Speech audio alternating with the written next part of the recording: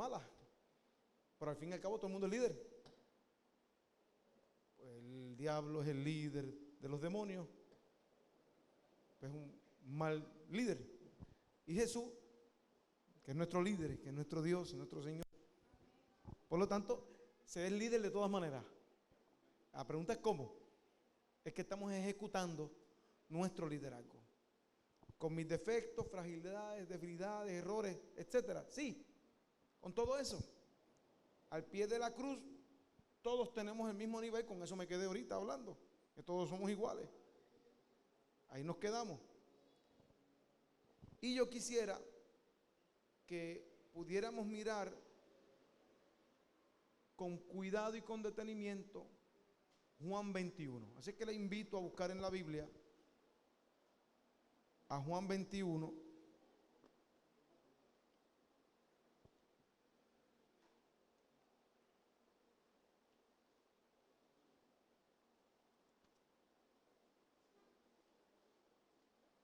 Versículo del 15 al 19.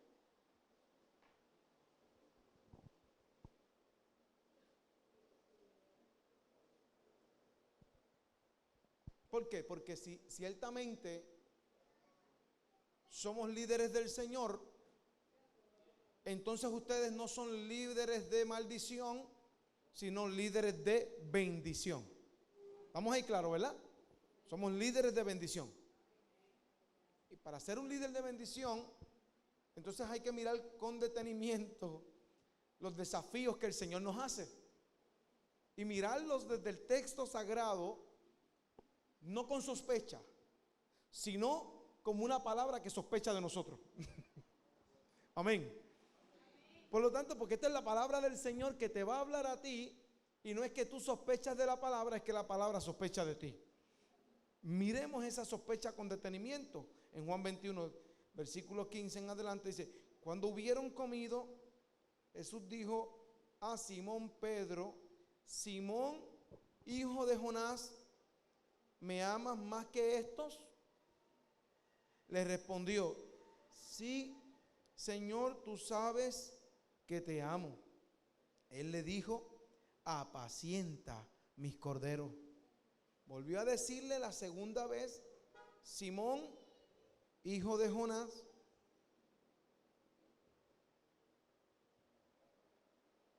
si es que yo me imagino a Jesús haciendo el espacio. ¿Me entendió, verdad? Me imagino a Jesús mirándolo y haciéndole la pregunta por segunda vez. Pedro no sabe lo que le va a decir. Ya le preguntó por primera vez que si lo ama, pero en la segunda Pedro piensa que es otra pregunta. ¿Me amas? Pedro le respondió: sí, Señor, tú sabes que te amo. Le dijo: pastorea mis ovejas. Le dijo la tercera vez: Simón, hijo de Jonás. Y vuelve, yo me imagino a Jesús mirándolo: ¿me amas?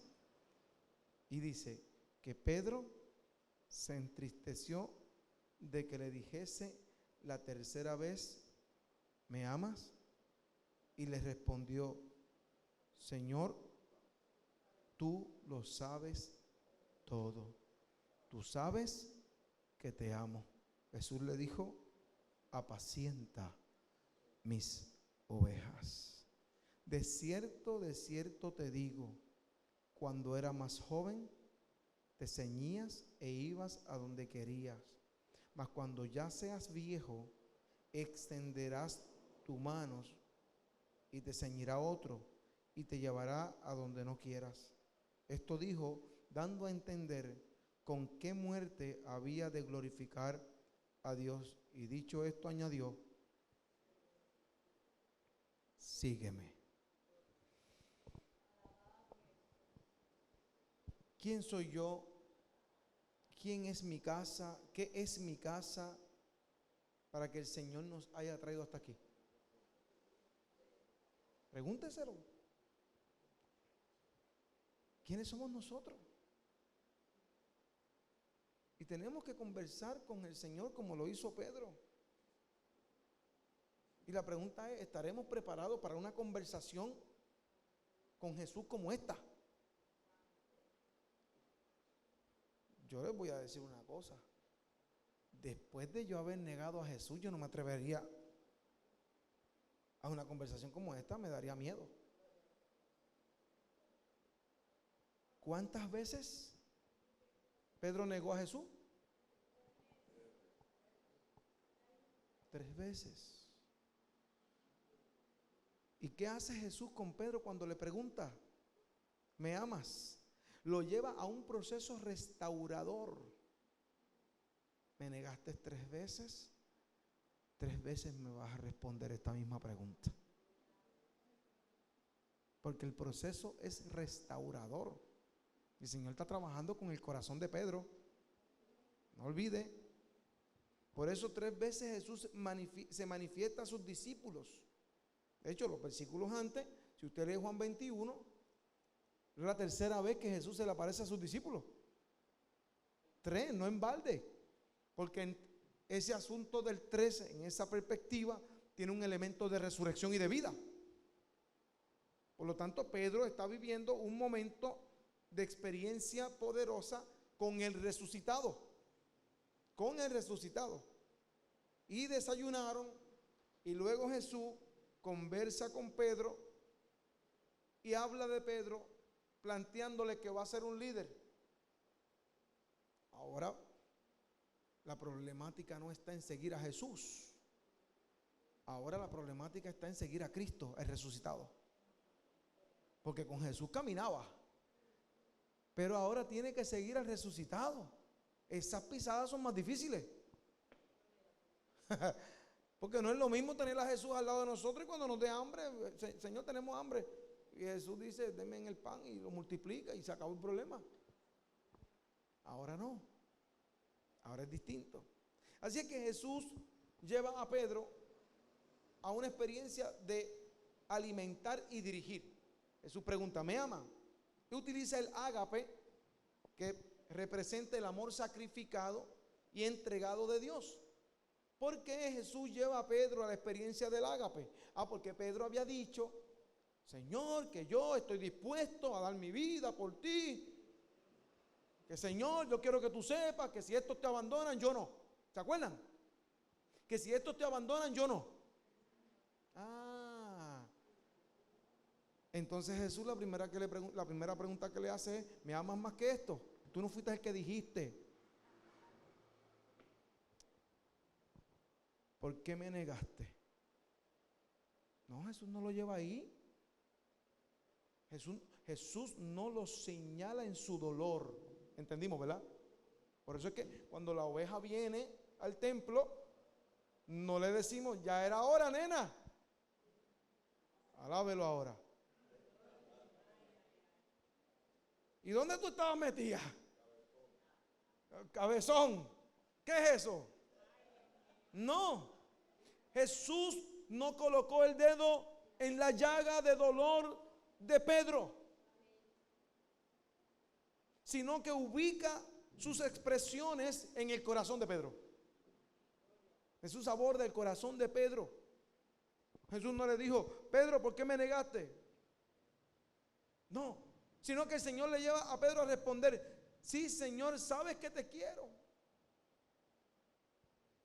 Y usando la palabra fileo, que denota más bien un afecto, una amistad, confianza, pero no un amor genuino. Hay gente que quiere a Cristo, pero no lo ama todavía. Amén. Ay, santo, ¿qué dije? Lo quiere, pero no lo ama. Lo quieren cuando les conviene. Ay, santo. Ve que yo estoy hablando de Pedro, no de nadie más. No están necesitados si buscan al Señor porque lo quieren, pero no lo aman. El amor es sacrificado. El te quiero no trasciende a Jesús más que aquel que nos puede dar algo. Y no olvide que Pedro hace algunos días había dicho que no abandonaría a Jesús, independientemente de lo que ocurriera. Y hay gente que cuando llueve es capaz de no venir al templo, solo porque llueve, aunque aquí no se van a mojar. No, no. Usted sabe. Cualquier cosita los deteriora. Y en la segunda pregunta, pero Pedro no sabe qué decir a Jesús de la primera. Y como no sabe qué decir de Jesús, a Jesús en la primera, Jesús le responde: apacienta mis corderos. ¿Usted sabe qué es apacentar? Alimentar. Alimentar los corderos. En la segunda, Simón, hijo de Jonás, ¿me amas? ¿Me agape? ¿Me agapao? ¿Me amas de verdad, Pedro? Y Pedro: sí, tú sabes que te quiero, Fileo. Y Jesús le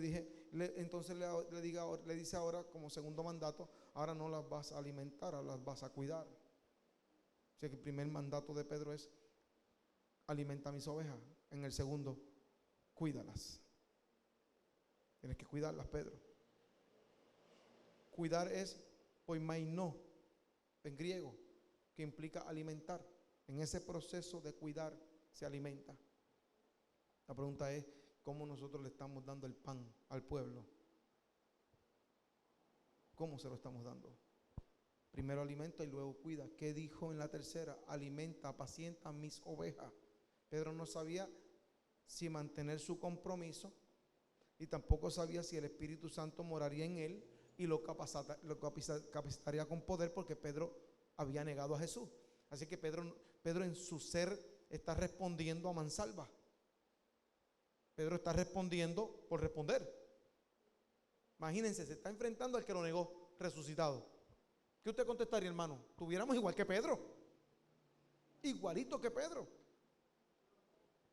Jesús culmina diciéndole a Pedro que moriría por él. Por lo tanto, tenga cuidado con lo que le dice al Señor. Porque Pedro había dicho: yo doy la vida por ti. Ah, sí, Pedro. Pues sabes una cosa, negrito, yo cogí en serio tu broma. Y usted le dice al Señor: Señor, tú esto, tú aquello. Ah, pues todo lo que usted le ha dicho al Señor, Él lo ha escuchado. Porque Él no es sordo. Él lo ha escuchado. Todo lo que usted le ha dicho al Señor. Ahora vamos a ver cuántos están allá en la cabeza. ¿Qué fue lo que yo le dije al Señor? Cuando me llamó, ¿qué fue lo que le dije? Y Pedro había dicho que haría lo que fuera. Y Pedro pasó a ser pastor, líder. Un líder que le iba a costar la vida servirle al Señor. La vida. Y así de serio es el llamado que cada uno de nosotros tenemos en el lugar donde Dios nos ha colocado. Y con esa seriedad estamos llamados a asumirlo. Mucha seriedad. El llamado que tenemos lo asumimos con responsabilidad. Con responsabilidad. Y la realidad es que ejercer funciones pastorales o de liderazgo no es lo mismo que ser pastor o ser un líder simple. Porque todo el mundo nos está mirando. Somos cartas abiertas. En el Señor no hay ley privada.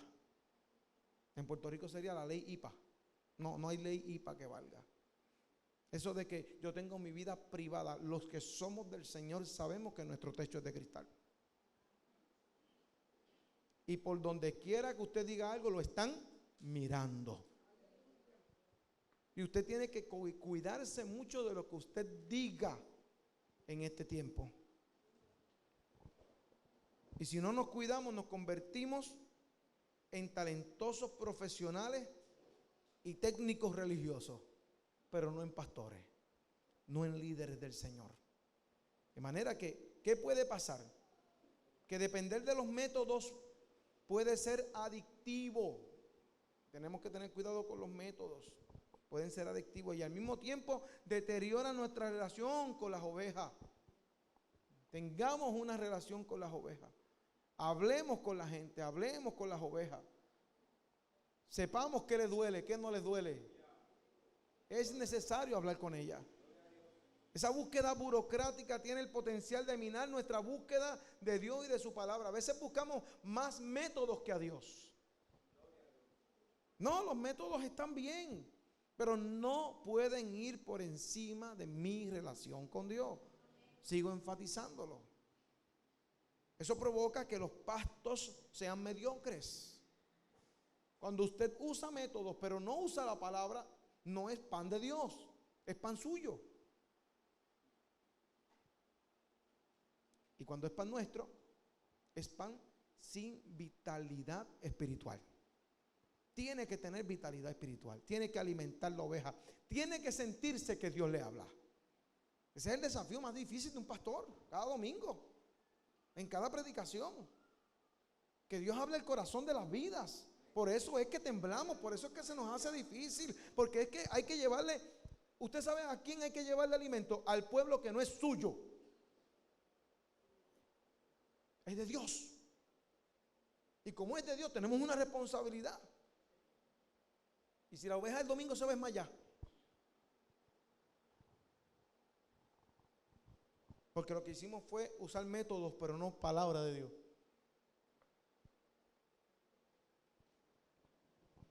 La iglesia naciente delegó antes de descuidar la salud espiritual de las ovejas. ¿Y cuál fue la prioridad? La oración y la palabra.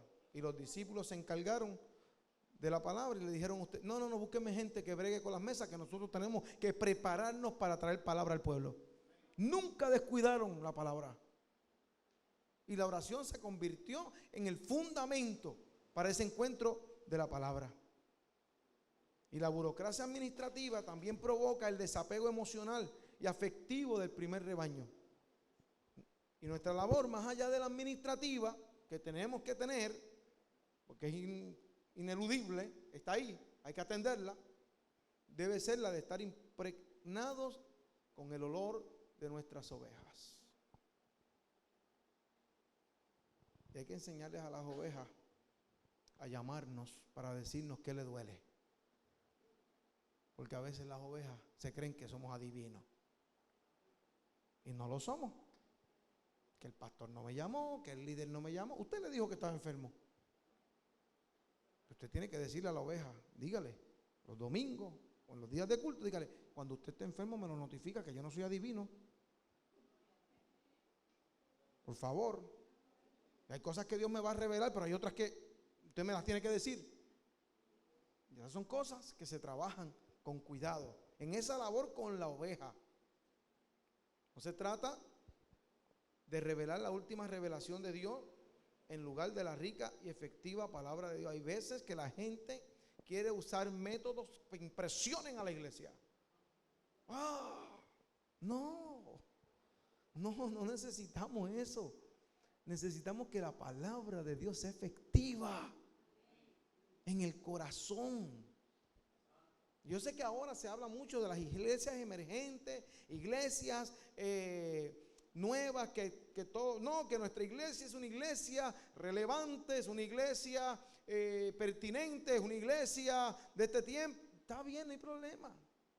Pero yo creo que la iglesia siempre tendrá que ser una iglesia eficaz. Porque lo que es pertinente hoy, a lo mejor mañana no lo es. Lo que fue relevante hoy, a lo mejor mañana no lo va a ser. Pero usted sabe qué es lo que nos va a cambiar: la palabra de Dios. Porque la palabra de Dios es viva y eficaz, no relevante, no pertinente. ¿Qué dice? Eficaz. Por lo tanto, necesitamos una iglesia que tenga palabra eficaz para la vida del pueblo. No que tenga una mirada que sea de momento relevante, no, porque son métodos para asombrar a la gente, no los convierte, no los transforma. Y ahí es donde nos vamos ubicando nosotros, en no caer en el sensacionalismo para fama. Miren, está todo el mundo buscando formas de ser famoso. ¿Pero y qué es eso? Yo no necesito ser famoso. Yo necesito responderle al llamado que Dios me hizo. Yo necesito predicar la palabra del Señor a la gente del pueblo, al pobre y al rico. Al pobre y al rico, porque de momento uno dice, no, esto es para todo el mundo, porque la salvación es para todo el mundo. Y no podemos caer en ese sensacionalismo. Que tú no estás en nada. ¿En qué es que yo no estoy? Tenga cuidado, que no caigan en esas trampas. ¿En qué es que yo no estoy? Que como tú no tienes, que yo no tengo qué. Si yo tengo al Señor. Si yo tengo al Señor. Complacer a la gente no es nuestro llamado. Y mucho menos nuestra preocupación. Nuestra preocupación mayor es alimentarlo con palabra de Dios. Y no todo el tiempo nosotros le vamos a dar a nuestros hijos lo que les gusta. Y hay momentos donde su hijo le pide algo y usted sabe que no es el momento para dárselo. Por lo tanto, usted no le da lo que le gusta, pero usted le da lo que usted entiende que necesita. ¿Se acuerdan de lo que decía esta mañana, verdad? Y es ahí donde nosotros tenemos que tener cuidado, donde usted le cocina lo que le gusta, y mi mamá era de las que cocinaba, y te comes eso porque eso es lo que hay. No sé si a usted le pasó en su niñez. No, eso de que vamos a hacerle a la nene esto porque no come lo otro, porque no, eso es de los tiempos de ahora. Pero en mis tiempos, cuando yo me criaba, hermano, te comes lo que hay porque te quedas enmayado. No hay más nada. Por eso aprendimos a comer hasta piedra, como decía mami. ¿Ah? ¿Por qué? Porque la realidad que vivimos es que nuestros padres nos enseñaron a comer no lo que era un gusto, sino lo que era una necesidad. Así el Señor hace con nosotros.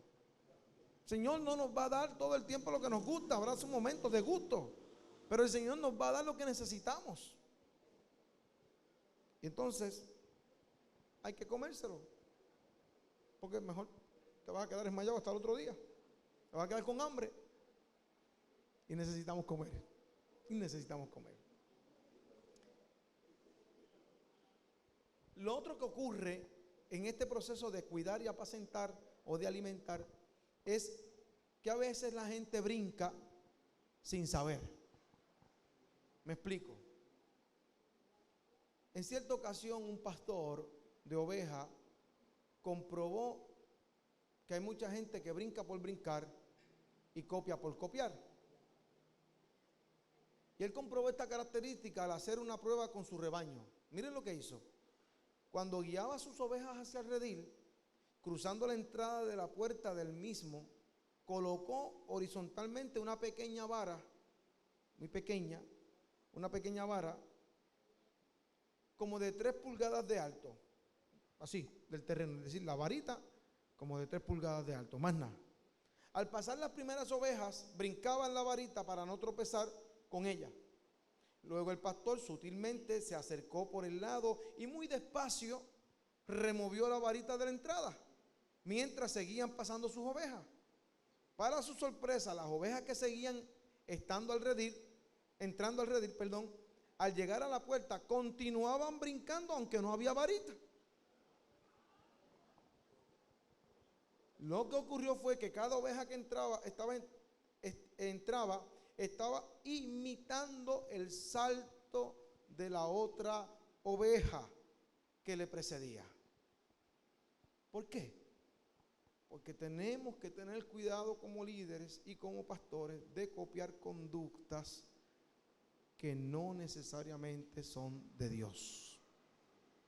Y aunque el pastor no las puede cargar a todas, a veces las carga a la más tierna, las más débiles, las más enfermas y a los corderitos por su delicadeza.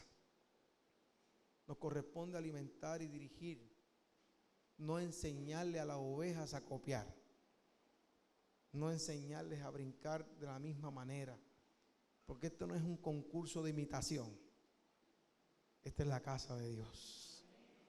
Y en la casa de Dios todo el mundo piensa diferente. Y en la casa de Dios todo el mundo tiene su propio carácter.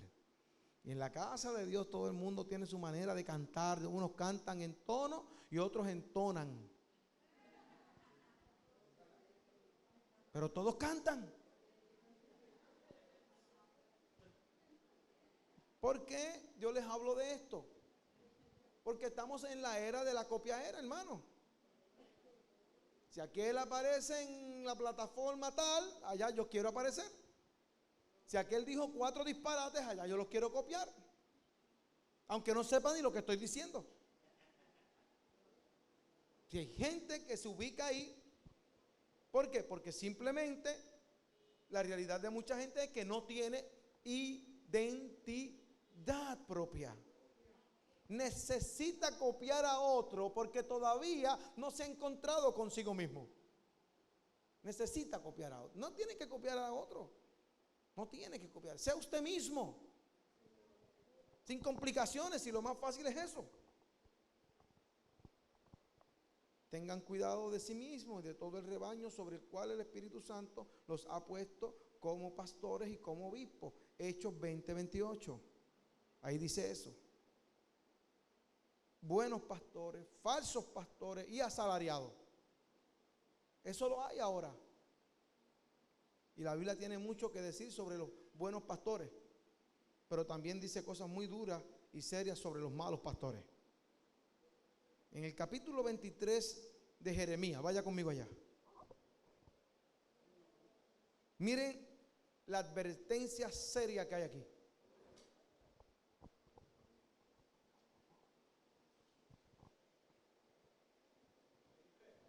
Jeremías 23, versículos del 1 al 2.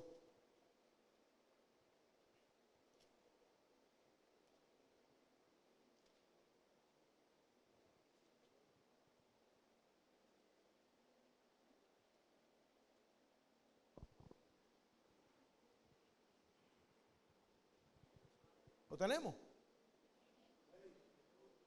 Ay de los pastores que destruyen y dispersan las ovejas de mí.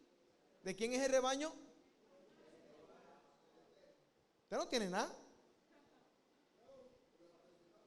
Ese es el pueblo de Dios. Ahora bien, Dios te ha puesto como mayordomo. Tú eres el líder que Dios ha colocado a dirigir ese rebaño que le pertenece a Él, porque el que pagó un precio por Él no fue usted ni yo, fue Él, a través de su Hijo en la cruz del Calvario. Y miren lo que dice ese texto. Mi rebaño, dice Jehová. Por tanto, así ha dicho Jehová, Dios de Israel, a los pastores que apacientan mi pueblo. Vosotros dispersasteis mis ovejas y las espantasteis, y no las habéis cuidado. He aquí que yo castigo la maldad de vuestras obras, dice Jehová. Fíjense en la palabra dispersar. Esta es la marca de un falso pastor o un falso líder. Alábelo ahora. Un pastor que provoca que las ovejas se dispersen entra en el rol de un falso pastor. Pues nosotros tenemos que procurar estar juntos, buscarnos, amarnos. Aquí no hay una, por eso lo decía al principio en la primera parte, no hay una competencia ministerial. No, porque edificamos para el mismo reino. Amén. Entonces, si dispersan las ovejas, entonces somos un mal pastor o un mal líder. Y estos son capaces de decirle a una oveja, si no le gusta aquí, puede irse a otro lugar. Porque el mal pastor no va a cuidarla ni la va a alimentar. Tenga cuidado, son las ovejas de Dios. Y finalmente Dios dice, yo castigo la maldad de sus obras. ¿Cuál es el remedio para el problema de los falsos pastores? Yo mismo reuniré el resto de mis ovejas. Versículos 3, 4. Así ha dicho Jehová, haced juicio, acá, y pondré sobre ellas pastores, ¿que las qué? ¿Que las qué? Pues si tú no funciona, yo pongo a otro. Pero ese es el pueblo de Dios. Y Dios va a hacer conforme Él quiere. Por eso es que es importante que nosotros podamos mirar ahí, apacienten y no teman, y no temerán más, ni se amedrantarán, ni serán menoscabadas, dice Jehová. De manera que a cargo de ellas Dios pondrá pastores que las cuiden y las alimenten y que no tengan miedo. Y un buen pastor hace mucho más que alimentar a sus ovejas. Y yo creo que hay muchos buenos predicadores, sí lo creo, pero el enemigo anda merodeando en busca de los débiles, en busca de los jóvenes, en busca de los más vulnerables, en búsqueda de los más afligidos, y en la primera oportunidad que tenga los va a devorar, porque anda como león rugiente buscando a quien devorar. Y el verdadero pastor está al tanto de esto y permanece en constante vigilancia, no copiando, vigilando las ovejas. Y peleará por ellas y sacrificará, y va a sacrificar comodidades y descansos para protegerlas. Eso implica tener una mayordomía del tiempo familiar para cuando lleguen esos días en que haya que sacrificar unos tiempos, los entendamos, los podamos comprender. ¿Se da cuenta? Y el asalariado huye porque lo que hace es solo un trabajo para él. Y Jesús declara que él no es un asalariado y que quienes reciben su llamado tampoco piensan o responden como asalariados. El que se meta pastor porque quiso para hacerse rico está en otro rebaño, pero no en el del Señor. En el del Señor no es.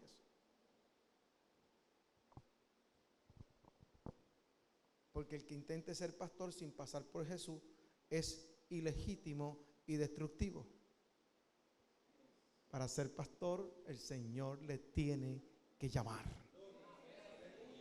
Para ser líder, Dios le tiene que llamar.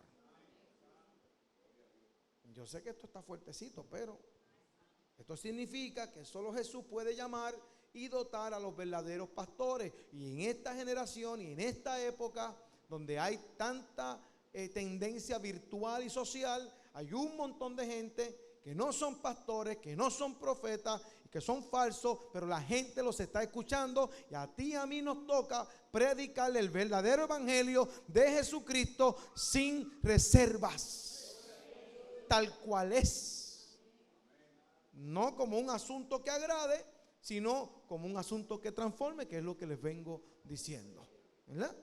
¿Por qué? Porque esto es lo que está ocurriendo. Y para ser pastor, uno debe ser llamado por Jesús. Para cada lugar en el que sirvamos, debemos ser convocados por Dios. Así sea para pasar el paño en el altar, pero que usted sienta que Dios le ha convocado.